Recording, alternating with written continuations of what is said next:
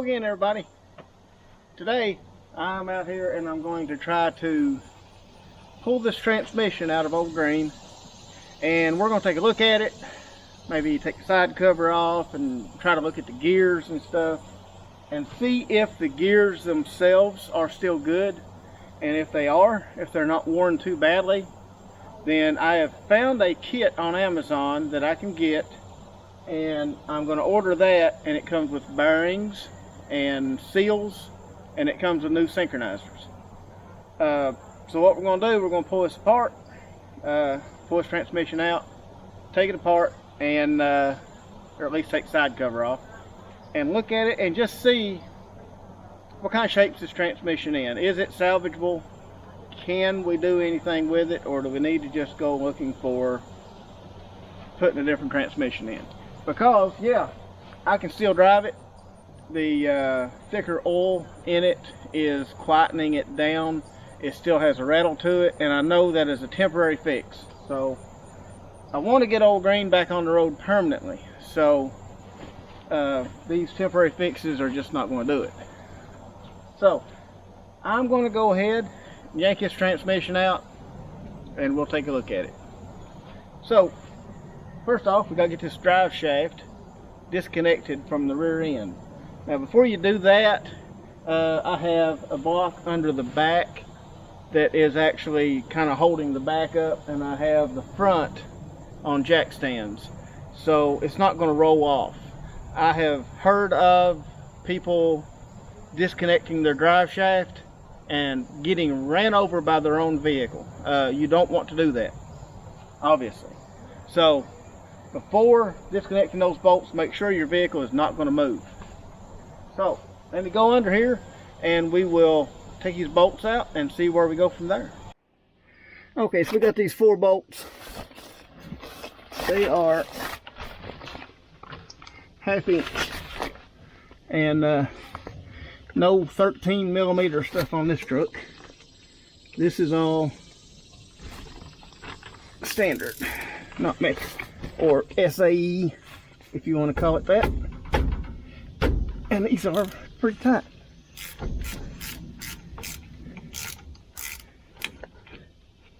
Oh, that could be a problem there.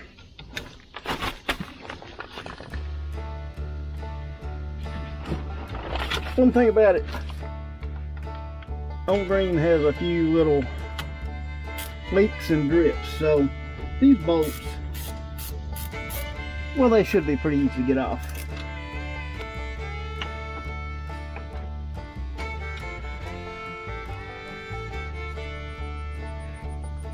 Now, one thing, I did not put the transmission in neutral, and now I actually have the shift linkage is already disconnected off of it. I've already done that part, so.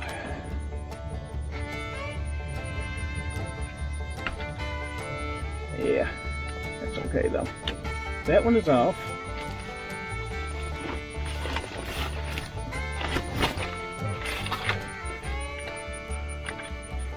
Pinch.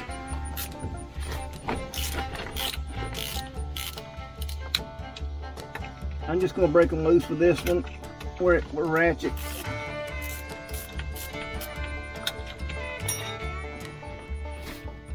And take them the rest of the way loose. I do have a tarp set down. I do not have a garage, you know, a fancy garage and all that for the concrete floor. So, at least right now, I'm not working in the sun. Okay, all 4 of those nuts are off, and these U-bolts are loose. So let's just see. Oh, well, that's easy.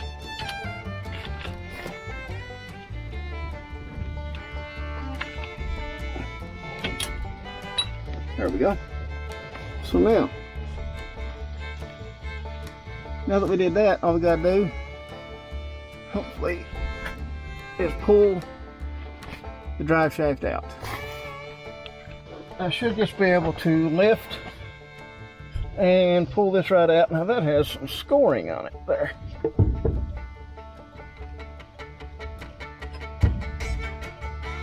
I need to get some tape for that U-joint and tape the U-joint up. If you can see over here, the drive shaft is just sitting on this. Now we have the speedometer cable, which is right here. Hopefully you can see that. It just unscrews. I actually recently replaced the speedometer gear inside there, so I know that's new pretty much. Okay, so now that we got that out, we have our shift linkage disconnected, which I need to get a cotter pin to put back in place of this piece of wire. But anyway, okay, now we have bolts that are all the way around on the bell housing here. We also have a bolt here and another bolt on the other side for the transmission mounts. Uh-oh. Well, that's interesting. We have a bolt here for the transmission mount, and there is no bolt over here. This side of the transmission is not bolted down, which means basically the engine was not held in on this corner. The front motor mounts and this one was all that was holding it in. That's interesting, huh? I did not know that. Oh yeah, we're going to have nice greasy hands when you get done working on a vehicle that, you know, like I said, has a nice coating of rust preventative. Okay, so let's get ready to take these bolts out. Okay, so as you can see, I have put a wood block under the oil pan and put a jack to kind of hold, that's the Buick's old jack. I put a jack under it just to kind of hold the back of the engine up while I disconnect everything. I already have also disconnected the battery terminal, so we don't have any power going to anything on here. So now I am going to take the starter off.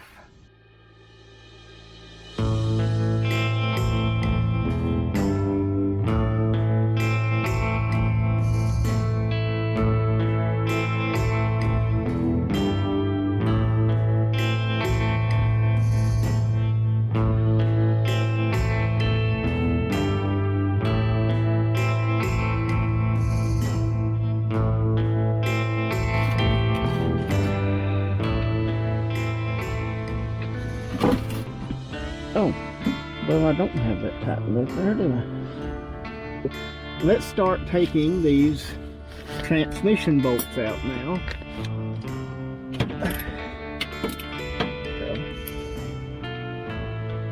Yeah. This one's getting hot.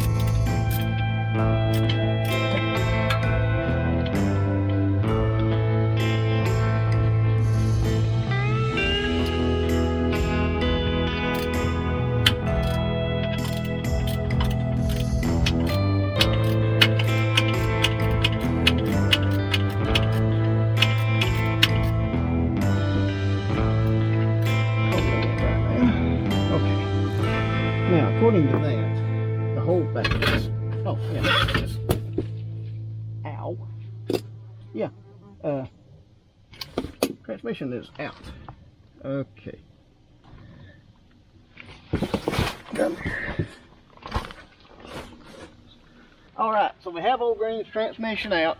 It is a greasy mess, so we're going to use some of this degreaser to degrease it.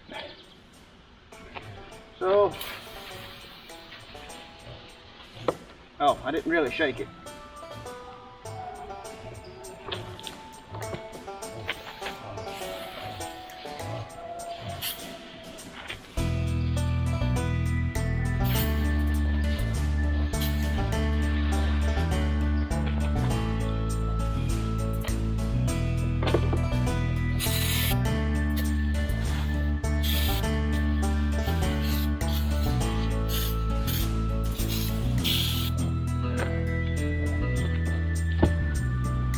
We'll give it a few minutes and let it soak, and then we'll spray it off and see if we can tear into this thing.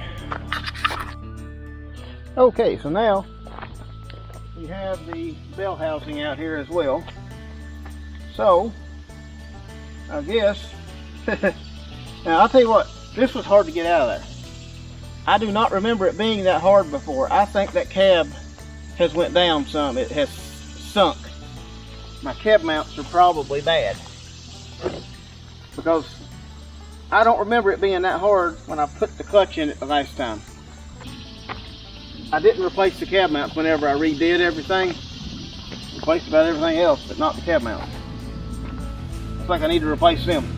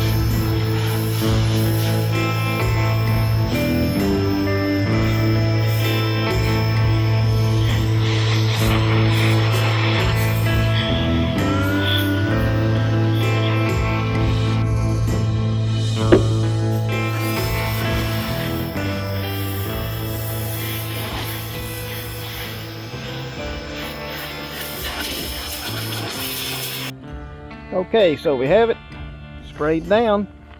Looks a lot better. Now I found something interesting on this bell housing. These numbers, if I'm not mistaken, that's what they ride on in a junkyard. So I'm thinking this may not be the original transmission. It may have been replaced. There's a little slack there.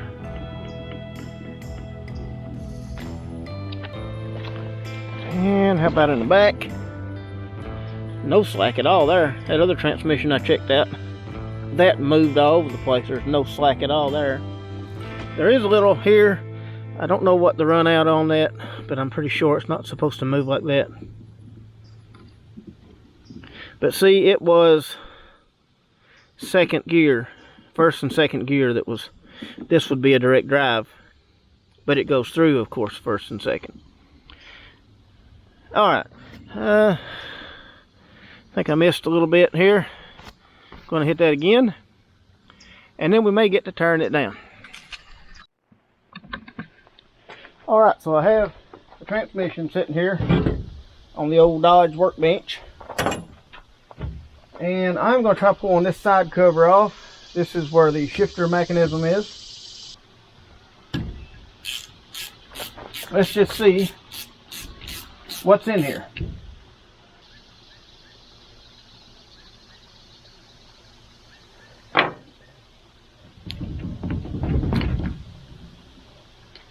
Okay. There's a shifting mechanism.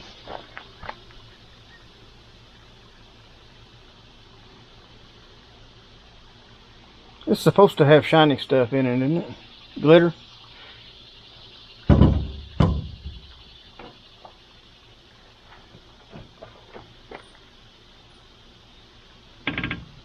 think it looks pretty good. All the gears, to me, they look good. They are wore. I mean, you can tell that they're wore, but they're not wore sharp.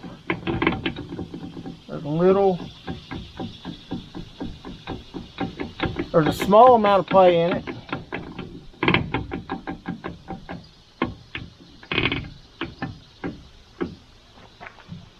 Let me bring y'all in here. Okay, so like I was saying, yeah, I'm sure y'all can't see that yet, but right down in here, there is a magnet, and that is just part of what's on it. Oh, those are chunks. Those are sharp chunks of metal. Wow. Okay, so as you can see right here, there is all kinds of metal on that. And that's not just little bitty pieces either. There are big chunks in there and everything. So I'd say what's happened is the bearings inside of this transmission are just gone. But as far as the gears themselves, I think the gears look okay. They are worn. They're fairly badly worn, but as far as that goes, they do look okay. So I think if I can get a bearing kit and a seal kit, well, it's a bearing and seal kit actually. It is a kit that includes all the bearings, the front and back bearings, the needle bearings, which go inside of here.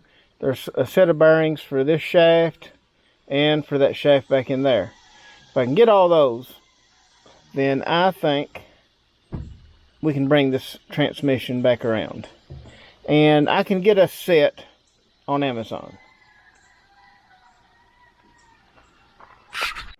Okay, so I took these 4 bolts off and pulled this piece off. It's these 4 bolts laying here. And when I pulled on this, it really had like no resistance on it. I thought there was a clip ring that held it, but it holds it from going on that way, I guess. It probably also helps once it's sandwiched between right in here, that C-clip or whatever. That helps to hold the whole thing in. But just by grabbing it, it came right out. These gears do have a little wear to them on the end. They are worn, but they still look okay. And actually this bearing, oh yeah, there is some slack there in that bearing. But where I felt the most slack was it doing like this, and it was all these little needle bearings that come out. I think these are worn down. There's still some back inside of here. I don't want to take it all the way apart yet, because of, if I get the rebuild kit, I want to be able to take it down, or take it apart a piece at a time and know where everything goes back together. So I think I'm going to stop this assembly at this point. I can tell the gears have some wear to them, like you can see right here. The front of this one is worn some, but as far as being usable, I think it will still be usable. I think they will be okay. Now that came off there because I slid that too far up, but you know, it's okay. It's not hurt. That's not broken. It's just that I slid this too far up. This all looks good. Everything slides good. Everything shifts like it's supposed to. I think the only thing it needs is new bearings, and probably some of the bearings inside where this shaft goes. There should be some bearings inside of there. Those will probably need to be replaced. So I think what I'm going to do is, before I tear it down anymore, in fact, I'll probably try to get those little needle bearings out so that I can get this to slide back together. And then I'm just going to order a rebuild kit. I found one. I found on Amazon a kit. I'll put a link to it. That is it's got bearings. It has the new synchronizers. It has all new seals, and it will be like a new transmission, or the bearing part of it will be like the new transmission. Of course, you're using your old gears and all that. That's why I wanted to make sure these gears weren't chipped up or very, very badly worn. They're not bad at all.